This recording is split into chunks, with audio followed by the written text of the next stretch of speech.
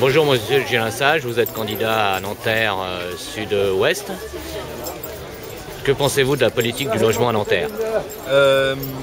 Sur Nanterre, on est parti du principe qu'on devait produire beaucoup de logements. Plus fort? D'accord.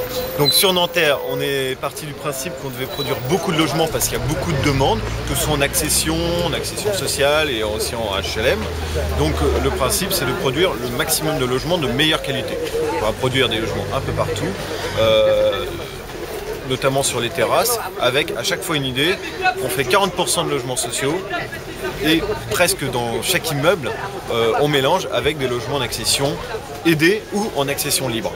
Et donc l'idée, c'est d'en profiter, donc de cet apport de nouveaux logements, environ 1000 par an, pour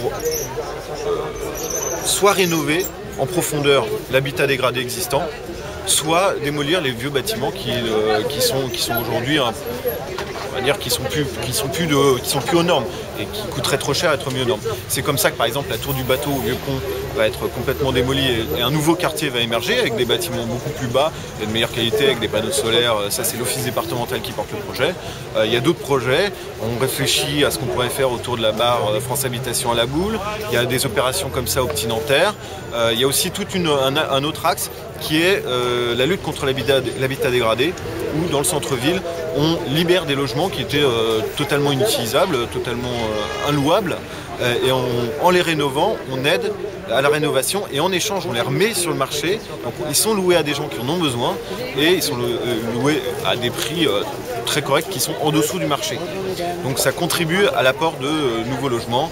À l'heure actuelle, on construit environ 400 à 500, 600 logements, ça dépend des années, sachant qu'on a encore beaucoup de travail à faire pour qu'il y en ait 1000.